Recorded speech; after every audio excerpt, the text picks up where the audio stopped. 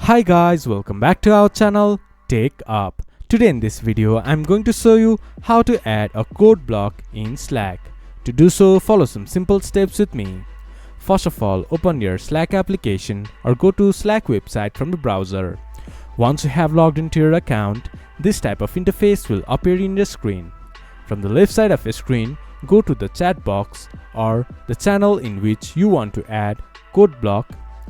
Then in the message box on the top, you can see code block option.